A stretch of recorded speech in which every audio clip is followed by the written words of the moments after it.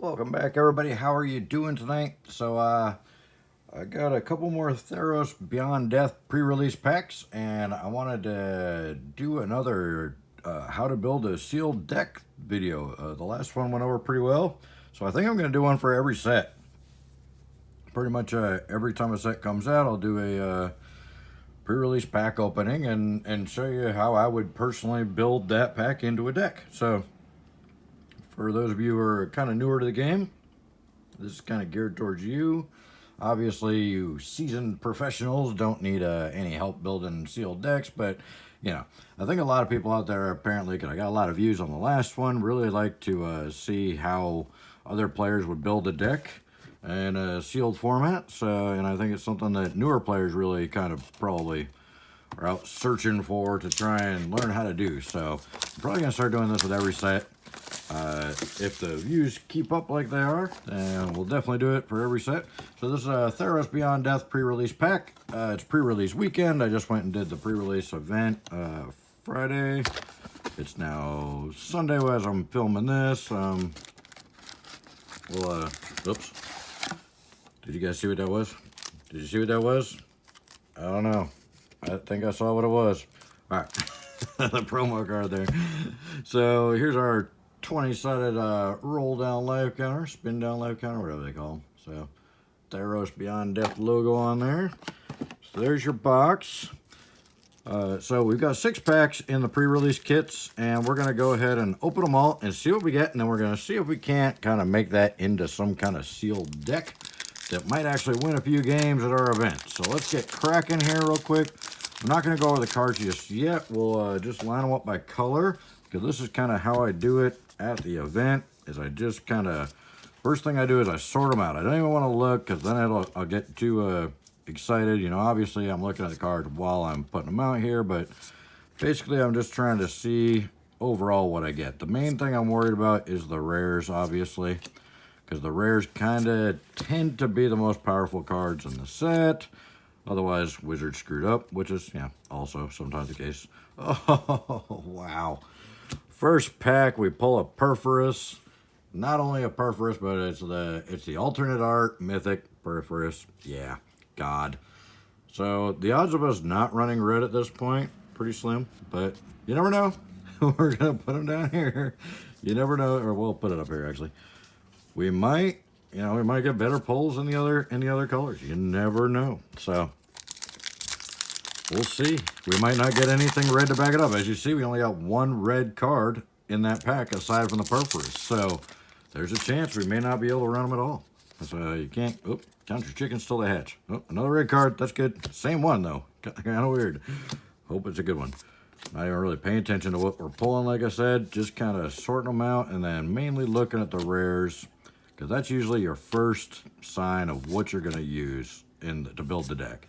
If you don't get good rares in a certain color, you know, you got to wonder, you'd have to get really, really good commons and uncommons to make that color work, I think. Just the way that, so the Wavebreak Hippocamp was our rare in this pack.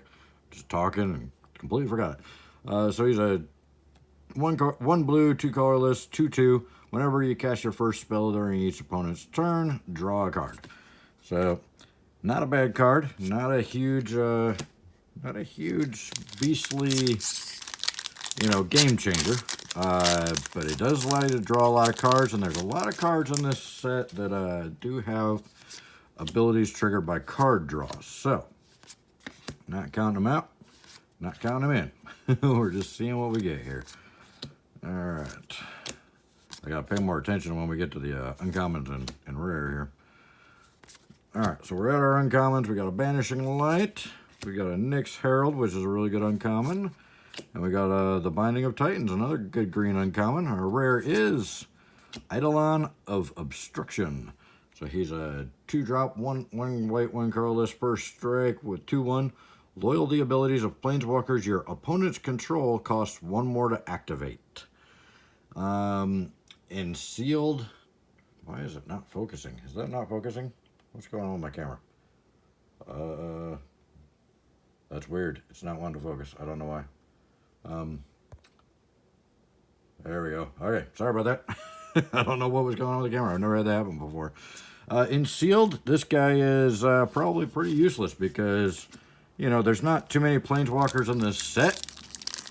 There's what, 4 total, I think. So the odds of your opponents having a lot of planeswalkers to make that guy really that effective, pretty slim.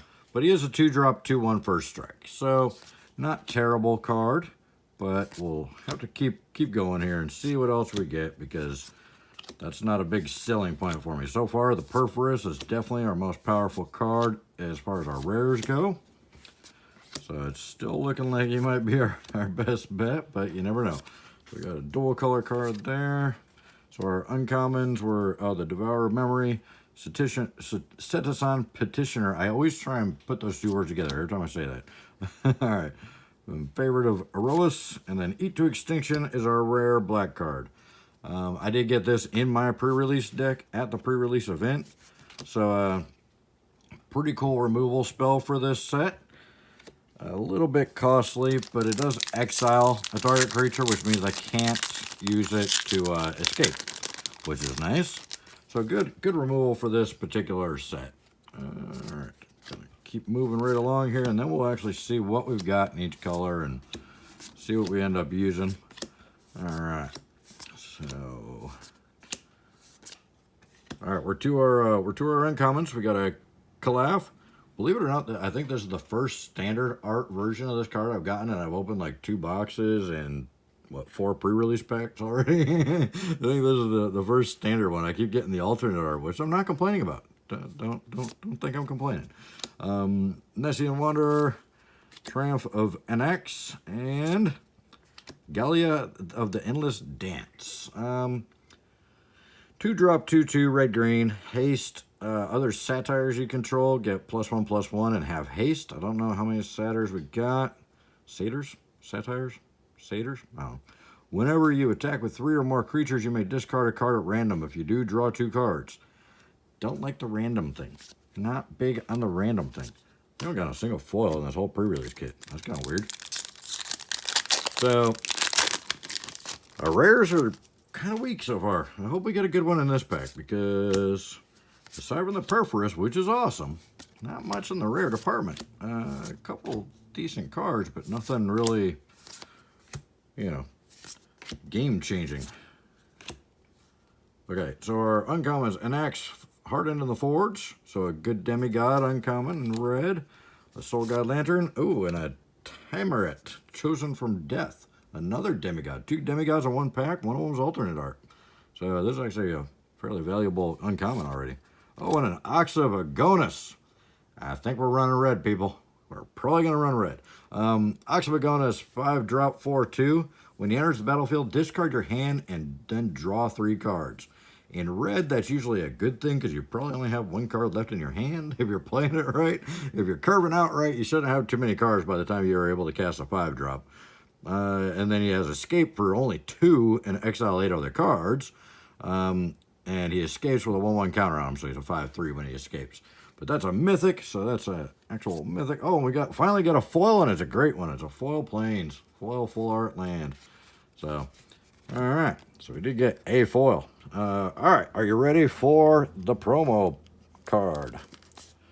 Let me just make sure we don't give away any codes or anything. So here's our little how to build the deck, and we'll take a look at that real quick. But it is Calyx. Check that out. A promo pre-release Calyx. I'm not going to open that, because probably going to put him right on now for sale. That guy's, yeah. So a Planeswalker. I don't know. We might open him if we have to run white and green in the deck. Nah, I'm probably not going to open him, but you know what I mean. We'll check and see if we're going to run white and green or not, but I have a feeling we're going to be running red. And we got our little life is short, but death is shorter. Wah, wah, dad jokes are bad. All right, so the pre-release kits always do come with building a pre-release deck from Wizards. So I'll read this real quick. The way you structure your deck can increase your chances of having the right cards at the right time. Most successful pre-release decks are 2 colors and have exactly 40 cards. You pretty much, the 40 card thing is you pretty much have to have exactly 40 cards. You don't want to go over, you don't want to go under. Very very few reasons you would ever want to go under, and you can't go under. It's minimum of 40. So they say 15 to 18 creatures. Try to include creatures with evasion abilities like flying, trample, and menace. Yeah, generally good tactics. 5 to 8 other spells. Look for spells that destroy your opponent's creatures. Yes, removal is very important. Make your own creatures stronger or deal damage to creatures or players. They basically just reiterated themselves. Deal damage to creatures. Destroy your opponent's creatures. Yeah.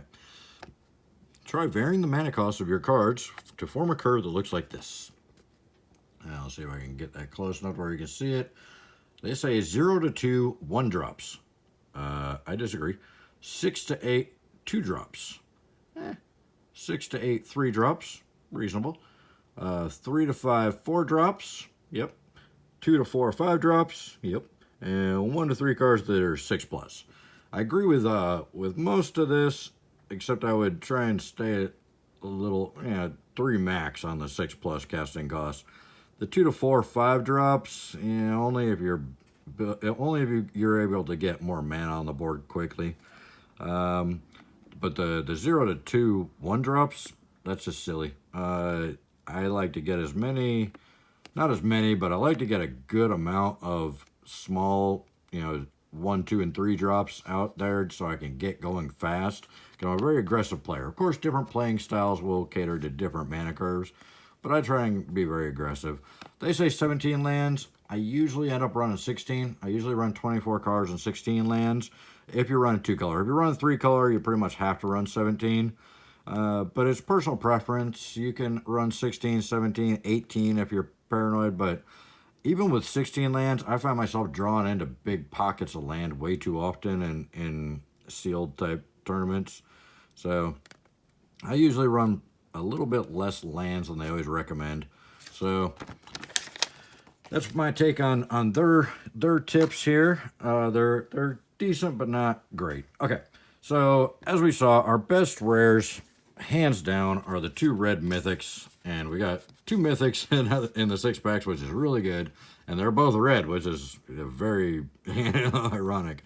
So red is our strongest card as far as our big beasts go. Perforus being a god, I didn't read him when we opened him. He is a 1 red, 4 colorless, 7/6 indestructible god. As long as your devotion to red is less than 5, Perforus isn't a creature. So you can't splash for red to bring this guy in. You have to run full on red. In fact, you've probably got to main pocket your red in order for this guy to really become effective, because he's not a creature unless you've got 5 pips of red on the board. However, our Ox does help with that, having 2 pips in there, and he's a beast, so, and he's got escape, which is great for this set. Other creatures you control have haste. That's huge. So even when he's not a creature, everything you cast has haste. So, and it's not specifically red creatures either. Every creature you cast has haste. And then his 1 red, 2 colorless, you may put a red creature card or an artifact creature card from your hand onto the battlefield.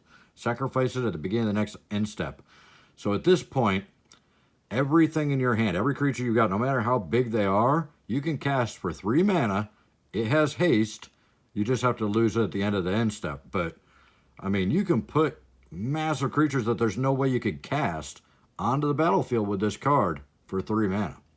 This guy is going to be huge in this set. I think he's already one of the most expensive cards, and I got him in alternate art, which is awesome. So I think he's already one of the biggest cards in the set. He's going to be huge because, I mean, people are going to be stacking massive creatures that they have no way of casting because they can just slap them down, haste them over, and then sacrifice them. So awesome, awesome card. So, and then we did get, like I said, we got that Gallia of the Endless Dance, red-green. It's okay. E2 Extinction's good removal card if we go with black.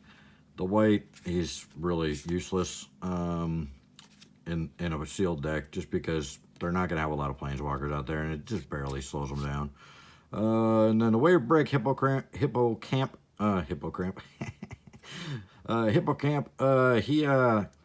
he lets you draw a card every time you cast a spell on, or your first spell during an opponent's turn. So, not a bad feature, and he's not very expensive. He's a 3-drop 2/2. So, he's stackable. I would say in order from best to worst, we're probably looking like this. We're probably looking like our Eat to Extinction is our best stackable rare, aside from the 2 mythics. The Wave Break is our second most stackable, Galley is next, and then White's last. So from a rare standpoint, White looks to be our worst color. But we got to actually look at the colors and see what we get. Now, we did get another dual card. We got the Devourer of Memory, which is black-blue. Whenever one or more cards are put into your graveyard from your library, Devourer of Memory gets +1/+1 until end of turn and can't be blocked this turn. And then he's a 2-drop, 2/1. For a black, blue, and a colorless, put the top card of your library into your graveyard. So, pretty awesome card. Pretty much for 3, you can give them +1/+1 and unblockable every turn. So, and you're putting cards in your graveyard, but in this set, that's not exactly a bad thing, especially with black and blue, because you can actually cast a lot of the creatures from the graveyard with their exile costs. So, and even if you don't slap one in there that's got the escape costs, I said exile costs, escape costs, you can use those cards to remove from the game or to exile so you can cast other escape cards that are already in there. So it helps get more firepower to cast cards from the graveyard. So we'll keep that guy in mind because he is good if we end up going blue and black. Our artifacts, we did get a couple good devotion artifacts. The Altars of Pantheon. Your devotion to each color and each combination of colors is increased by 1. And so it actually lowers all your devotion. So if you got the Prerelease out and you've only got 4 red devotion, but you got an altar out, he becomes a creature because that makes 5.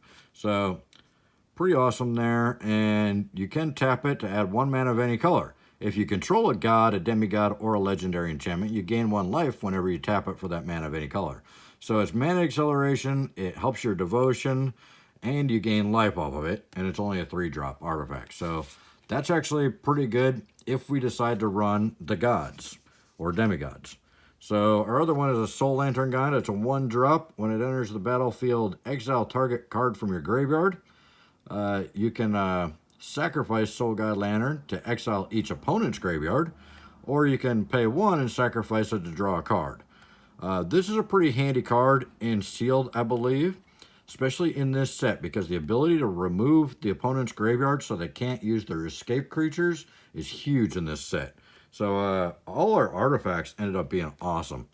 I didn't have very good artifacts in my pre-release event in my deck that I got, so it's cool that this one, all the artifacts are usable.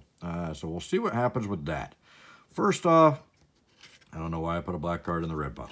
That's the first thing. But first off, let's look at red, because obviously red looks like our most important color. What I want to do is I want to kind of stack up all the colors here and kind of set them aside so we got a little bit of room to do this. I want to kind of sort the cards out by yay or nay in different piles here. So we'll kind of set those aside. All right. So we're going to look at each one of the cards and the color real quick and just decide if we would use them or not, if they're worth stacking or if they're just cannon fodder. So Annex Hardened the Forge, 2 red, 1 colorless, 3 toughness. His power is equal to your devotion to red. So yet another devotion card. So if we did go with the Prerelease and Ox, or well, the Prerelease at least, and the Altars type deal, this would be another card that ties into that. It's a demigod, so when he's out and we tap our altar, we're going to gain a life. And this is the altar. Each altar is going to pump his power by 1, because that's going to increase our devotion to red by 1. So whenever an axe or another non-token creature you control dies, create a 1/1 red Satyr token that with this creature can't block. If the creature had power 4 or greater, create 2 of those tokens instead. So not only is he a really powerful card for his casting cost, depending on your devotion to red, which he's got 2 pips in him already, so he's going to be a 2/3 regardless of whether you got anything else on the board. But every time one of your creatures dies, he brings in a chump blocker. Well, not chump blocker, he can't block, a chump attacker. A little 1/1 red attacker, or possibly 2 if it was more than 4. So he does create tokens that you can either attack with or you can sacrifice them to other cards for other means. So he's a good card. We'll put him in the stackable pile. Nyxborn Brute. Now he's a 5-drop 7/3 with no abilities. Normally I would say not in a million years. However, if we got the Prerelease out, remember this is a 3-drop 7/3 with haste. That changes things a little bit, doesn't it? So we'll put him in the maybe because he is only dependent on if we would actually stack the Prerelease or not. So Triumph of an Axe, which if we stack red, if we play red at all, we're playing the Prerelease. I mean, there's just no doubt about it. All right. So Triumph of an Axe is a saga, 1 red, 2 colorless. The first 3 sagas are until end of turn, target creature gains trample and gets +X, where X is the number of lore counters on the Triumph of an Axe. And then your 4th one is target creature you control fights up to 1 target creature you don't control. So I love this card for red because trample is huge, especially in sealed.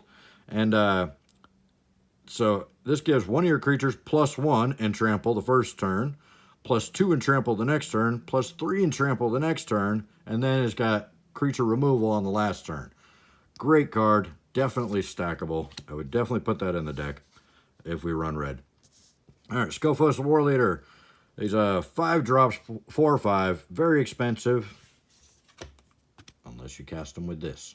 1 red, sacrifice another creature or an enchantment, and he gets +1 and menace until end of turn. Normally, I wouldn't stack him just because, yeah, he just doesn't really do a lot. You got to sack a creature just to get the +1 and menace. Of course, if you use him with him, he's popping out little 1/1s that can't block anyway, so you can't chump with them. But you could stack them to him to give him +1 and menace. So there is that. There's a lot of synergy in red in this set, I'm noticing. Normally, I would never stack him, but if we end up stacking the Anax and the Prerelease, he might be worth stacking because he's either going to be a 4/5 haste for 3, or if we do actually hard cast him and we got the Anax out, we can use the Anax 1/1s to stack to give him the +1 and menace. So we'll put that in the maybe pile also. Portent of Betrayal. I know a lot of people are down on these cards, but I really like these cards. It's a little bit costly, but not too bad. It's 1 red and 3 colorless. Gain control of target creature until end of turn. Untap that creature. It gains haste until end of turn. Scry 1. So you can basically steal one of your opponent's creatures and beat them down with it. I personally love that because it's like removal, but you have more fun with it, basically. Or it could be a game winner. If they've only got 1 creature out and you've got a couple creatures out, you steal the 1 so they can't block, and then you rush with everything. Plus, you get to scry 1 with it. So, you know, I think it should have been an instant. If it had been an instant, it'd be a much more usable card.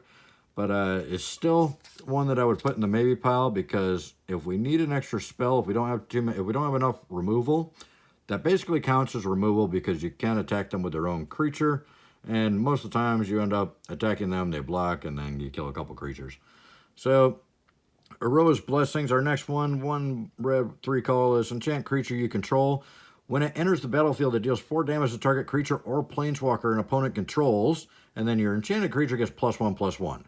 So this doesn't look like a very tempting card just from a deck building standpoint. I wouldn't build it in an actual deck that I was doing outside of a sealed, because it's just a kind of a high casting cost with not much payback if you just look at it from a starting standpoint. But if you look at it from how the set is designed, there's a lot of cards that are affected by enchantments. There's a lot of cards that are affected by auras. The red pip helps because it stays out onto the field with a 1/1 counter on a creature you control. Plus 4 damage to target creature or planeswalker is great removal in sealed. 4 mana for 4 damage is good. But 4 mana to get an enchantment out that helps pump up other things that are affected by enchantments and give a creature a +1/+1 plus the 4 removal. I mean, yeah, that one is definitely a very strong maybe for depending on what we do with the deck and what other kind of removal we get in there. Oread of Mountain's Blaze. He's a 2-drop 1/3. For 3, you can discard a card and draw a card. That's pretty handy in sealed. And he's a 2-drop, so with a 1/3, great little blocker for early game. So I would probably stack him. Card draw is huge in sealed. You know, getting through your deck a little faster and having more options is pretty important. All right, Aspect of Manticore, 1 red, 2 colorless, flash, enchant creature. When Aspect of Manticore enters the battlefield, enchanted creature gains first strike until end of turn, and enchanted creature gets +2/+0 permanently. I like that it's flash. Flash helps a lot. It's a little bit pricey for what it does. You only get first strike until end of turn, but that could help save a creature in a blocking, attacking situation. So it could help save your creature and kill another creature, the first strike capability. I had these used against me at my pre-release event, and it was actually pretty effective against me. So I've seen this in action, and it does work. But I would definitely see what else we have first, because basically it's a sneak attack kind of removal, but you risk losing one of your creatures. All right, Escape Velocity is a 1-drop enchantment. Enchanted creature gets +1/+0 and has haste. And then it has an escape.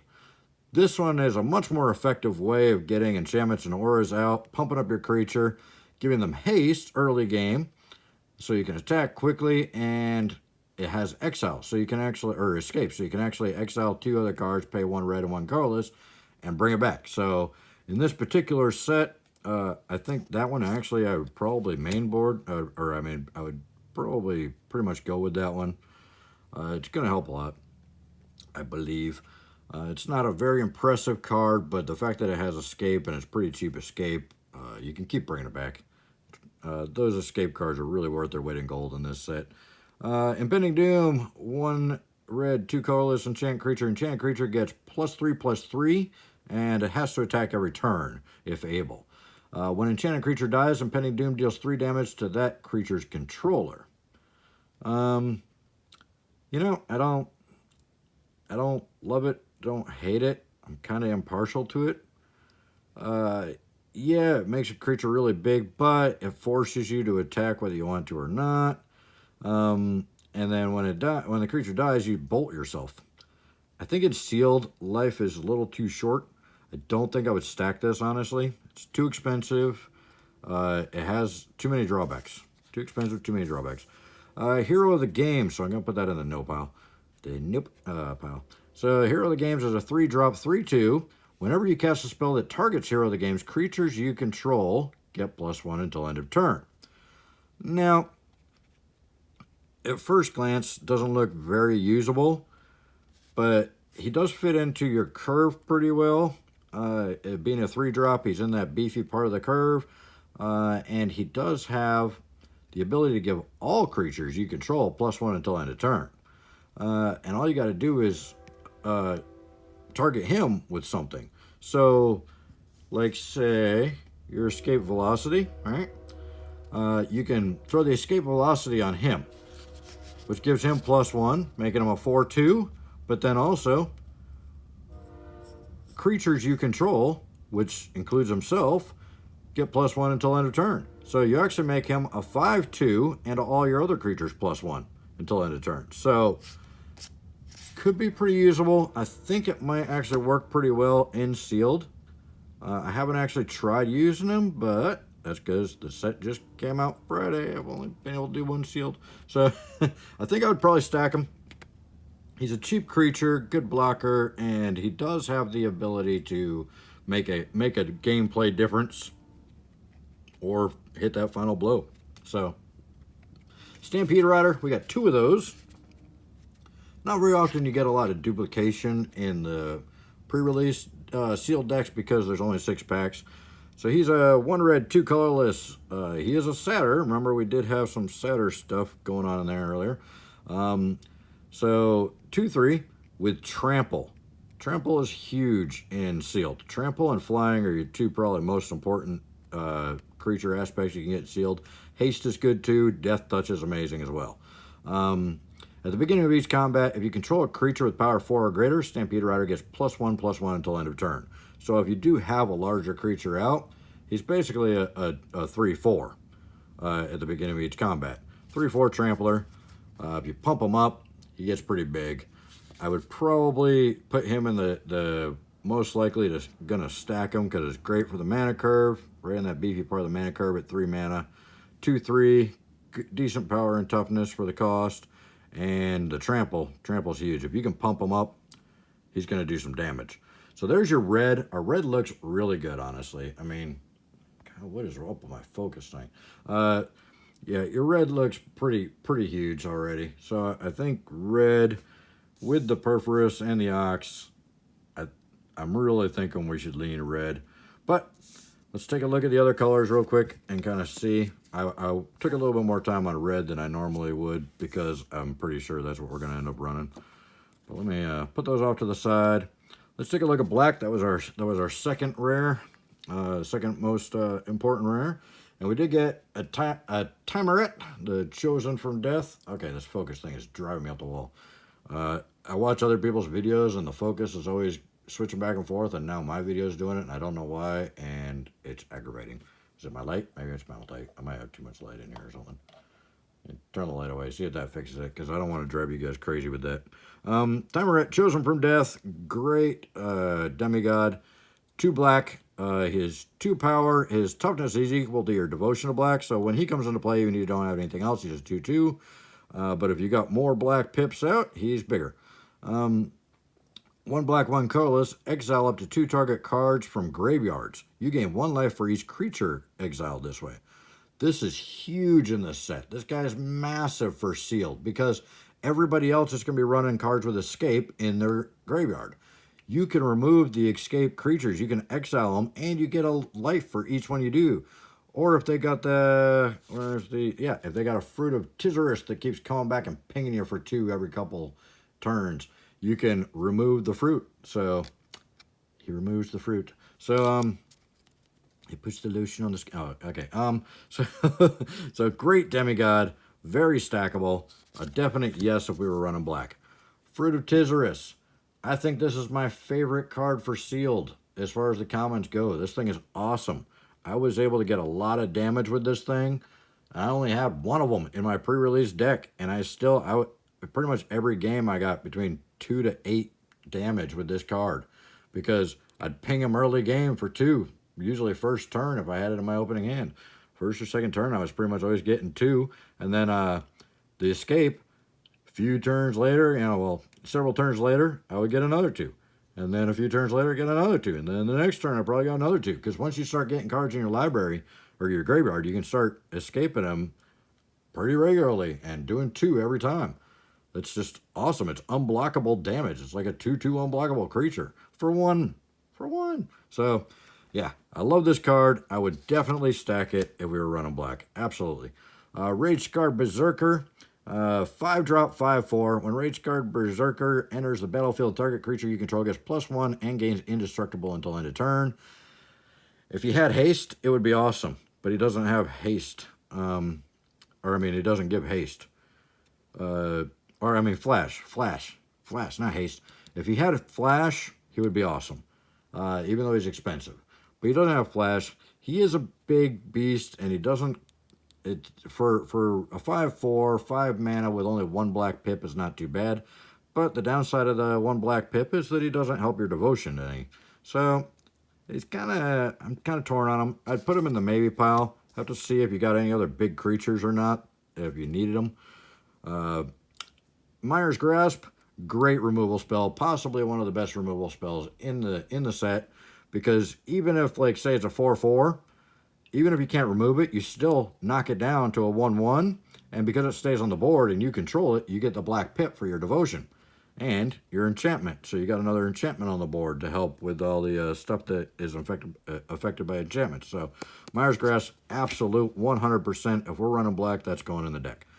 Nyxborn Marauder, depends on the deck. He's a 4-drop, 4/3 with nothing except some flavor text. He's an enchantment creature, though. So if you're dependent on black pips and enchantments by your combos in your deck, you may want to stack him.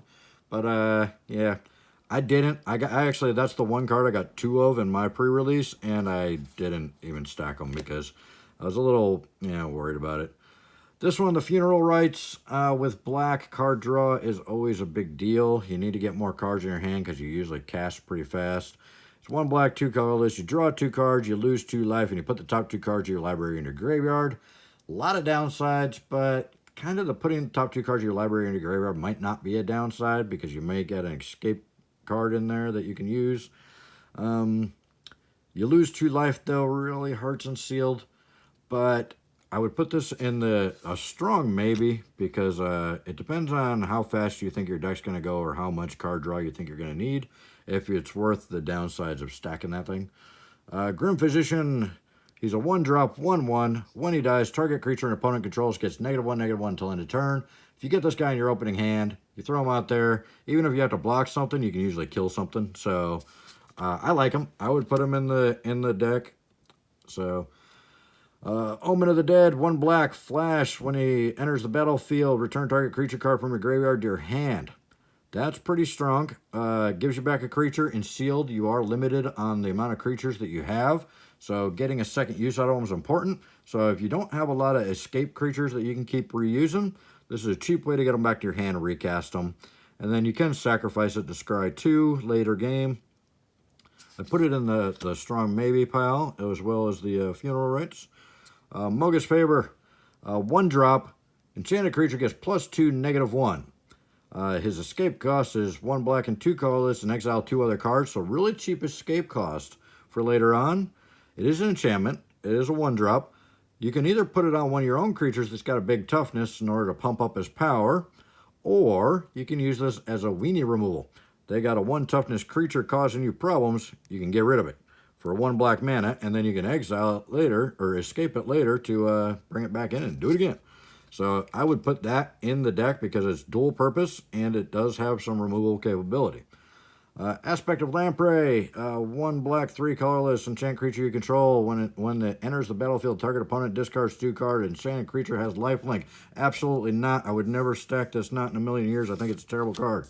That's just extra space in the set there. Another Nyxmore Marauder. Look at that. So we got 2 in this deck too. We got 2 in my pre-release, and now we got 2 in this deck. Hateful Eidolon, 1-drop, 1/2 with lifelink. Yes. Mega yes. Whenever enchanted creature dies, draw a card for each aura you controlled that was attached to it. What part of Mega yes do we not get? Hell yes, we're putting that in the deck if we run black. Final Death. 1 black, 4 colorless. Little bit pricey, but look at what it does. It's an instant that exiles target creature, not sends it to the graveyard. Exiles it, removes it, so there's no chance of escape. So little pricey, but that's going to take care of the late game beast that's really causing you a lot of problem. It's probably going to make you lose if you don't get rid of it. Blight Breath, I can never pronounce this one. Catobal Pass? Yeah, Wizards did that on purpose. So when Blight Breath, something, enters the... something dark side. Enters the battlefield, target creature an opponent controls gets -X until end of turn, where X is your devotion to black. He's a 5 or 6-drop. 6-drop. Look at that. 6-drop, 3/2. Normally, there's no way I would stack this. Just because it's so expensive. It's for such a wimpy creature. It is removal, but I mean, that's really expensive removal. And it matters with your devotion to black, which is only guaranteed to be 2. So, yeah, I don't know. However, if we run it with Prerelease, and we can cast it for that 3. Now, this is a lot of ifs and a bunch of maybes and a lot of hypotheticals going on. But if you got Prerelease out and you got this guy in your hand, you can cast him for the 3, get the removal, attack for 3, and either kill a creature or get 3 damage across. So at that point, it's good, but that's a lot of hypotheticals that you're going to have that combo out there. So he's a very weak maybe. Holy cow, another Nyxmore Marauder. Okay, so we got 3 Nyxmore Marauders. I'm going to go out on a limb here and say this is the most common card in the entire set. They had extras of these, and they needed an extra couple spots on the sheets or something. There's like a lot of these in the set. That's the 3rd one. Myers Grasp, we got 2 of them. Look at that. Black is looking beastly. and a Rage Scar Berserker. 5-drop, 5/4. Oh, this is the same one. We got another one. So we got 2 of these too. Wow, we got a lot of duplication in black, because we got 2 of the Berserkers, we got 3 of the Marauders, then we got 2 of the Mire's Grasp, which is awesome because Mire's Grasp is a great removal spell. So there you have it. Black looks incredible, and look at the casting costs on all the definites. Very low, very quick, very get out there fast, do a lot of damage, and just win the game and move on to the next round. So, and there's a lot of good maybe cards too. So we do have, in our maybes, we've got a lot of card draw. Jeez, this focus thing, I am so sorry, people. I never do this. I don't know why it's freaking out. So we got a lot of really strong maybes, and we got some, you know, absolutely great definites. So black looks really, really strong. As a possibility to run with the red. So we only got 1 absolutely not card. So let's kind of move it along a little faster. Let's try green next. See what green's got here. Oh, jeez. This is ridiculous. Nylea's Huntmaster. 4-drop, 4/3. When it enters the battlefield, target creature you control gets +X, which is your devotion to green. It depends on what else we get. Moss Viper, 1-drop, 1/1, Death Touch, absolutely, no doubt about it, we would stack that, 100%. Gift of Strength, 1 green +1 colorless, target creature gets +3/+3, and gains reach until end of turn. It's an instant, which is, but giving it reach helps. You can take out that big flyer that's causing your problems. And flying is a huge, huge problem in sealed. So I would probably stack that, definitely, in the main deck. Nessian Wanderer, 2-drop, 1/3. Whenever an enchantment enters the battlefield under your control, look at the top 3 cards of your library. You may reveal a land card from among them and put that card into your hand. Put the rest on the bottom of your library in any order. Pretty awesome mana acceleration. Depends on what we're running. I would put that in the strong maybe. Depends on if we needed mana acceleration or not. Depending on what our curve looked like and how big our creatures were and stuff, whether it's worth milling 2 of our cards from the top of our library into the bottom of our library or not. Plus, it's Constellation, so it's enchantments, so we got to make sure we got enough enchantments to make that function as well. Voracious Typhoon, 2 green, 2 colorless, 4/4. It doesn't have any abilities right off the bat, but when it escapes, you get 3 1/1 counters on it. So it escapes with as a 7/7 for 7 mana. So 4 for a 4/4, escapes as a 7/7. Depending on what we run, definitely a strong possibility. Oh, a Moss Viper, look at that. Another Moss Viper. We got a lot of duplication in this. The Moss Vipers are huge. Death Touch 1/1, that will stop the biggest creatures from coming over because they don't want to lose them. So Citizen Petitioner. I do that every single time I say this card. 2 green, 1 colorless, 2/2.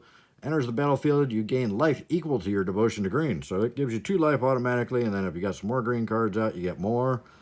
Life gain's pretty big and sealed, but I just don't know. It's kind of expensive for a 2/2. I don't know if the life gain's worth that extra 1 colorless and the extra happen to pay 2 green pips. So we'll put that in the maybe. Citizen Skirmisher, 2-drop, 2/1. Whenever enchantment enters the battlefield under your control, it gets +1/+1 until end of turn. Depending on how many enchantments we got, probably a really good card. I'll probably put that in there as a most likely, but we may end up cutting that in the final cut. Omen of the Hunt, search your library for a basic land card, put it on the battlefield tapped, then shuffle your library. You can sacrifice it to scrap or 2. 3 mana to get another mana out. If you got 3 mana on the board, you're probably doing okay. I wouldn't recommend that one. So we'll put that in the probably not pile, which I'm out of room here, so that pile's kind of off to the side. The Binding of the Titans, 1 green, 1 colorless. First saga is each player puts the top 3 cards of their library into the graveyard. So it hurts you right off the bat. Second, exile up to 2 target cards from graveyards. For each creature card exiled this way, you gain 1 life. Not bad. You can make them exile or put a couple of cards in their graveyard, and then you can the next turn you can remove 2 of them, so you get you gain some life and you get rid of their escape cards, but your escape cards are still there. And then 3, return target creature or land card from your graveyard to your hand. So if you look at it like this, basically you mill 3 cards, but one of those you get to your hand. So it's basically like draw 2 or draw 1, mill 2, and then you get to remove 2 of theirs and gain a life for each one. So, you know, not too terrible, but I put that in the maybe pile. I don't know if I'd stack it. Nyx Herald. 1 green, 2 colorless for 2/3 at the beginning of combat. On your turn, target enchanted creature or enchantment creature you control gets +1/+1 and gains trample till end of turn. So not bad, not bad card. I'd probably main board him simply because he's really good on the mana curve. He's a 2/3, and he does have the ability to pump up other creatures and give them trample. Trample is huge in sealed. Nexus Wardens, 1 green, 2 colorless for a 1/4 with reach. Now remember, reach is a big thing because flying is a problem. Flying is hard to combat in sealed. Whenever an enchantment enters the battlefield under your control, you gain 2 life. So another one that's kind of dependent on enchantments, but it does have reach and it's a 1/4. So it's a good blocker for flyers that are causing you a problem. A little bit pricey. I think I'd put it in the maybe, just to see if we got flyers, and if we got enough of our own flyers. It's not necessary, but you know. It's basically a wall. All right, Citizen Training, 1 green, 1 colorless. When it enters the battlefield, you draw a card. Enchanted creature gets +1 and has trample. I'm not too sure. It depends on if we need more enchantments to pump up other creatures' abilities, or if we, if we think we're going to need card draw or trample. I don't know. It's a maybe. Loathsome Chimera, 3 mana for a 4/1. It doesn't do anything except basically block something and kill it and then die, and then escapes with a 1/1 counter on it. It's 5/2.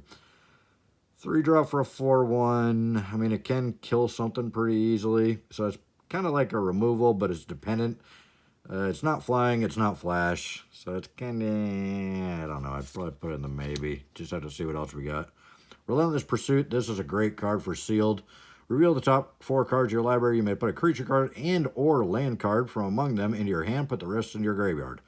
I got 2 of these on my in my sealed, and I started off with none of them. Ended up playing both of them by the end of my games, because it turned out to be really, really helpful. It got a lot of cards when I needed cards, and I was able to get a land and a creature. So help with mana lock, and it helped with creature problems. So great card. I probably suggest putting that in the deck. I can tell you from experience it's important. Elysian Caryatid, or Caryatid. 1 green, 1 colorless, 1/1. Add 1 mana of any color. If you control a creature with power 4 or greater, add 2 mana of any 1 color instead.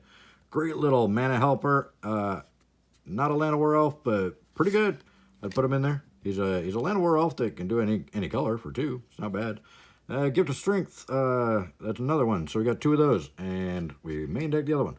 Green looks pretty decent, but not a lot of strong creatures in green. Good mana help, good boost abilities. The Moss Vipers are awesome. I'm not sure. Green's not looking as good as black, I don't think. I think I prefer black, but I do like black a lot. So that could just be my personal opinion there.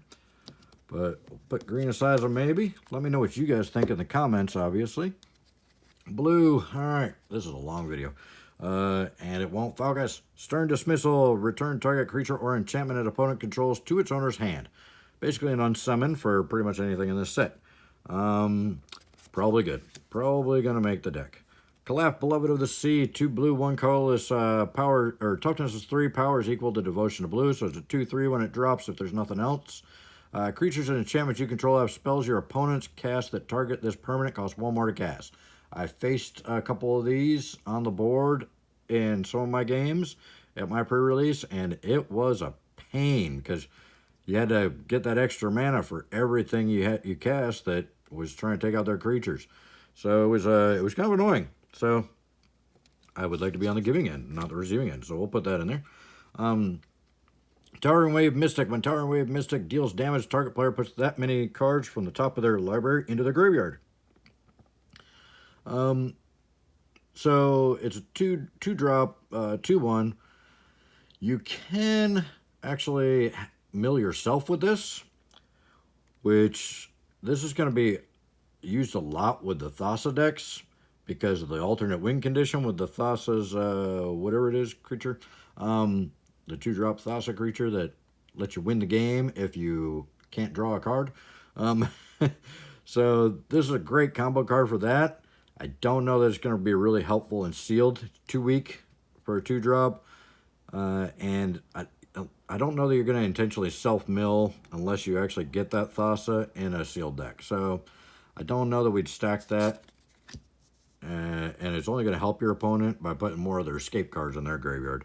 Sleep of the Dead. Tap target creature doesn't tap during its controller's untap step for 1 blue. And you can escape it. Absolutely. Creature control is very important. Thirst of Meaning. Draw 3 cards, then discard 2 cards unless you discard an enchantment card. A little costly, and I don't like discarding cards, but with the escape stuff, it's actually not bad at all. We'd probably main deck that one. Elite Instructor. 3 for a 2/2. When Elite Instructor enters the battlefield, draw a card, then discard a card. I'm not sure about that one. We'd probably just look at our curve and look at our creatures and see if we needed it. I like the draw a card, but I don't like the discard a card. Deny the Divine. Counter target creature or enchantment spell. If that spell was countered this way, exile it instead of putting it into its owner's graveyard. Great control, but control, you really kind of got to build a deck around it. I don't know how effective 1 or 2 counter spells would be, but if we're going to run blue and a little bit of control, we'd probably want that in there, so we'll put it in there. Another Sleep of the Dead, great card. Starlight Mantle. 1 blue, 1 colorless, flash, enchant creature you control. When Starlight Mantle enters the battlefield, enchanted creature gains hexproof until end of turn. Enchanted creature gets +1/+1. So it does give it hexproof, and it's flash, so you can save one of your creatures from being removed, and then it gives them a permanent +1/+1 afterwards. I would say, yeah, especially if you had anything that was getting helped by enchantments and blue pips, if you needed devotion. So we'll probably put that in there, but then we might cut it at the end if we decide to go with blue. Sea God Scorn, a 6-drop. Return up to 3 target creatures and or enchantments to their owner's hands. It's just too expensive. If you've got Mana Acceleration, maybe. I see Simic decks maybe running this with Mana Acceleration, but I don't see it happening. Another Towering Wave Mystic. We already put him in the maybe. So we'll put that in the maybe too. Witness for Tomorrow's 5-drop 3/4 flyer that lets you repeatedly scry 1. I would say that would probably be our big blue beat stick there. The flyer is huge. Oh, and a Vexing Gull. Flash. 3-drop 2/2 flyer. Goofy artwork, but great card for sealed. Flyers are huge in sealed. So blue, we do have a couple good flyers, and we've got a lot of good control. So blue looks pretty decent. I still don't like it as much as black, though, I don't think, because there's a lot more removal in black, and removal is very important. Our blue rare was the Wavebreak Hippocamp. Whenever you cast your first spell during each opponent's turn, draw a card for a 3-drop 2/2. So that actually does go really well with the other blue cards we had. So blue is kind of tempting. We'll just have to see what we get in white here. The last color. God, that's a long video. Nobody's watching anymore. I'm sorry. Indomitable Will. One white, 1 colorless, flash, enchant creature. Enchanted creature gets +1/+2. I'm going to put that in the maybe because we don't know what else we'd be stacking in here, if that's going to be helpful or not. Daybreak Chimera, 3/3 flyer.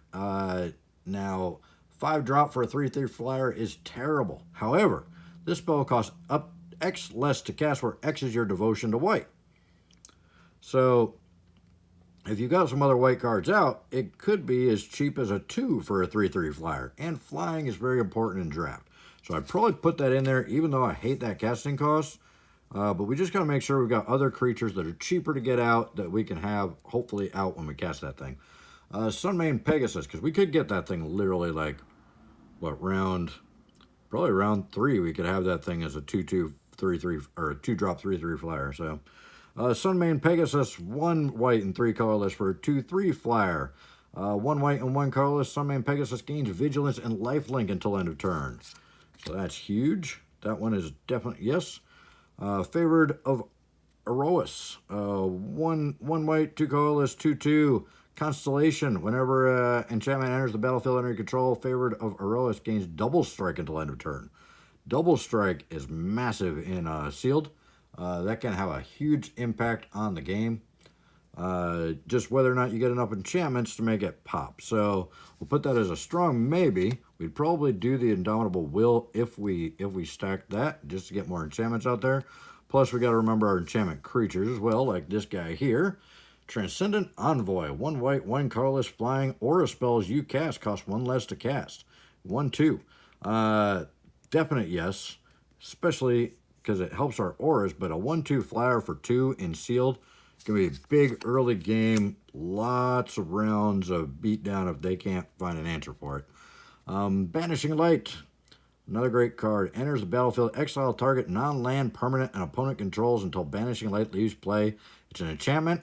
So you have that 1 white pip. If you got devotion for white out there, this helps the whole time it's in play. And it exiles a non-land permanent. So anything they've got over there, whether it be a god or a big creature or an enchantment, anything, you can remove it.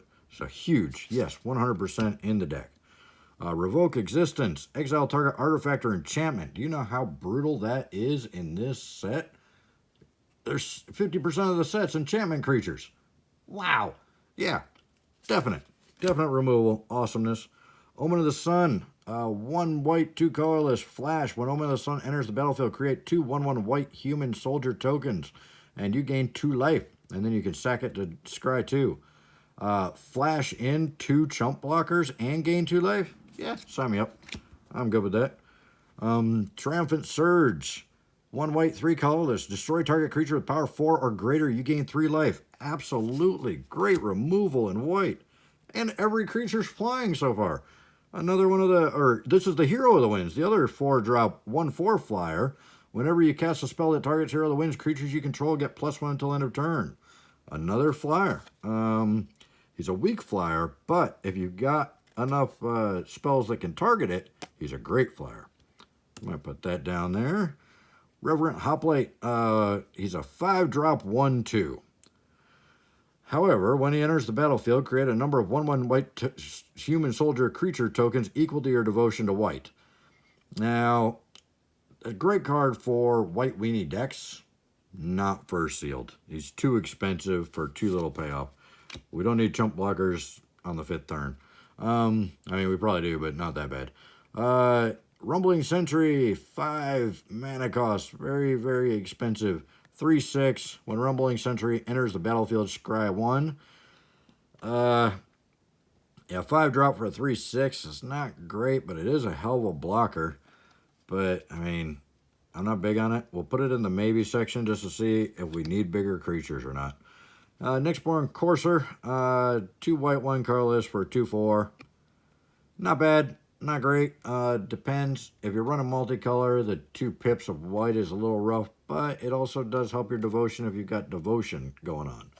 So what was our white rare? Our white rare was the Eidolon of Obstruction. He was the 2-drop 2/1 first strike, which is good. He only affects the loyalty abilities of planeswalkers and opponent control by 1. So, I don't know. White, we didn't get great rares, but we did get a lot of really good flyers and a lot of removal. I mean, let me see. What do we get flying with? We got 1, 2, 3. So we got 4 flyers, all decent. And then we got 1, we got 2, 3 really good removal spells. And then we got the Omen of the Sun, which creates some really quick, cheap chump blockers. And then the Nyxborn Courser does help our mana curve a little. Mana curve's a little bit rough on the white, but white looks pretty strong for sealed because of all the removal and stuff. So, I don't know. I'm not sure which colors I go with this set, honestly. So, let's go take a look at the red and black real quick, just to see kind of what kind of combos we would get, because I think black was probably still my favorite. We got the best rares in red and black. And usually, like I said, as you saw, the better rares that you get generally do determine what you're going to end up being able to do in sealed, because Most of the power's in the rare and mythic slot. We got 2 red mythics that are both beasts. So red really has to be in the set, or in the deck. So when we pull out these 2 mythics and then our cards that were absolute 100% stacks, 1, 2, 3, 4, 5, 6, 7. So we got 7 absolutely's. And of those 7, 5 were creatures. Not a lot of big creatures, but 5 of them were creatures. And then we had 2 enchantments, the Saga and the Escape Velocity that we thought were definites. So we got 1, 2, 3, 4, 5, 6, 7, 8, 9. 9 red. And then our blacks that were definite that we thought. We had the Eat to Extinction removal. The Myers Grass removal. I think we had 2 of those. Let me find the other one real quick. There we go. The Final Death removal. The Hateful Eidolon creature. Mogi's Favor. I count that as removal, really. But we'll put it in there. It's kind of more removal. The Grim Physician is kind of a creature and removal. The Fruit, and then the Temeret from the Chosen Death. So, or Chosen from Death. So we got 3 really good creatures, but we didn't get a lot of creatures in black. But we got a lot of creature removal, which is big. So the problem is we are looking like, with black and red, we're looking like a little bit spell heavy and a little creature light. But if we go through and we look, let me see, 1, 2, 3, 4, 5, 6, 7, 8, 9. So we're actually at 18 cards. So that gives us plenty of room for extra stuff. Now, we do have the 2 artifacts that we probably want to cast because we do have Devotion for both colors. So we probably want to do those. Plus we get the extra mana of any color. And the gain life. So we do have gods and demigods all over. I think we got, what, 2 or 3 demigods and a god. So we do have the ability to gain life and get extra mana of whatever color we need while we increase our devotion. So we'll probably end up stacking those. Not sure about the lantern. But most likely we would, if we don't stack it, that's going to be the top card in our sideboard. If somebody's getting us with a lot of escape stuff. But I'd probably mainboard it if we have the room. But let's see what other kind of creatures we can get from the maybe pile in both of these. What did we have? So we have the Skophos War Leader and the Nyxborn Brute. So we do have a couple big creatures in red in our maybe we could throw in. And we got the Berserkers. We got the Blight Breath. And we got lots of Nyxborn Marauders. So we got a lot of black creatures that we could add in from our maybe pile. So, you know, I would think that the Blight, even though it's the most expensive, weakest creature of the group, actually, because we're using the red with the Perforus, we might use it just as one of the creatures to cast with Perforus. And then the Rage Scarred probably would be my second choice, even though it's also really, really expensive, because the Nyxborn just doesn't have any abilities at all. At least the Rage Scarred gives the +1 and indestructible until end of turn to one of your creatures. So you can go over and remove something. So kind of removal spells, and they are bigger creatures. We got several smaller creatures. We just don't have a lot of big creatures. So let's say we put these 5 beasts in here. Very high mana cost, kind of destroys our mana curve at that point. Yeah, we might end up just doing one of the Berserkers here. So let's say we put those 4 big creatures in, which totally destroys our mana curve, especially because we already had the Ox in there. But all our other creatures are kind of small, so it doesn't completely destroy it, just kind of lopsides it a slight bit.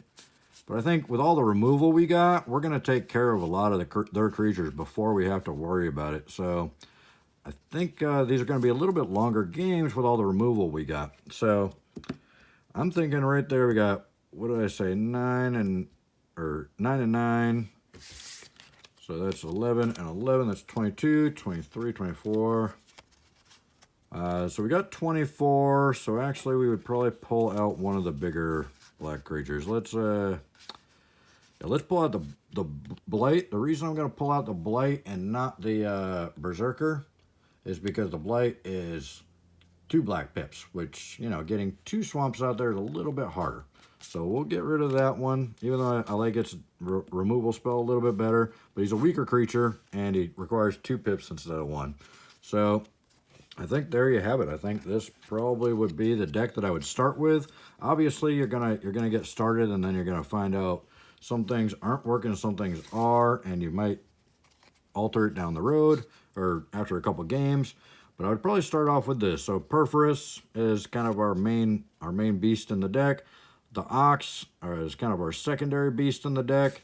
The altars to help out with the devotion, so we can get Perforus over there attacking with that 7/6 beastliness a little faster. The Berserker for a big creature. We got tons of removal. 1, 2, 3, 4, 5.5. And then our red, we had not much removal on the red, but we got a lot of trample and a lot of damage with the red. So we got like 5.5 removal spells, and one of them has escape, or two of them have escape, right? No, one of them had escape. The Mogus Favor has escape. So we got a couple devotion. We got 2 demigods, a god. We got our fruit. So I think this would be a pretty good aggro deck to get going. But like I said, we had really good stuff in kind of all 3 colors. So I mean, and we pulled the Calyx in here. So if we wanted to, we could actually, depending on how quickly we could put the deck together, which we would have been way over time by now because you only usually get 45 minutes, and we're already at an hour and 6 minutes. Nobody is watching right now. I'm just talking to myself. But we could actually put together a white and green deck with Calyx, and maybe even splash a little red for the Endless Dance if we wanted to. Blue had some good stuff. We could go blue and white flyers. So you could actually create a secondary deck if you can build the decks fast enough. You can create a secondary deck and try one deck, and if it's not working, maybe the next round try the other deck and see if it works better. But our red really was overpowered with the Perforus and the Ox in the first pack there. Or first and second pack, yeah. That was awesome. So I hope you guys enjoyed this. I hope you got a little bit of information out of here that you find useful. Let me know in the comments what you think, which colors you would have run with. I'm partial to red and black because I'm partial to being really aggressive. But I mean, this deck was really even across some of the good cards. I mean, there's really good green. There's some really good blue control, and there was really good white flyers. Any of these colors you could have done really well with any of the color combinations, but I think red was definitely our strongest with the Perforus. So let me know what you guys think about it. Could even go in black and blue. I was tempted to think about that about halfway through. Anyway, let me know what you guys think, and let me know how you did at your pre-release, or if you haven't done a pre-release yet, let me know when you're planning on doing one. Anything, just leave a comment about anything. I like to chat. So thanks, guys. If you stuck around this long, I truly appreciate it. I know your time is a lot more valuable than I was probably able to give you, but I tried my best, and I'll keep trying. So thanks, guys. You guys take care.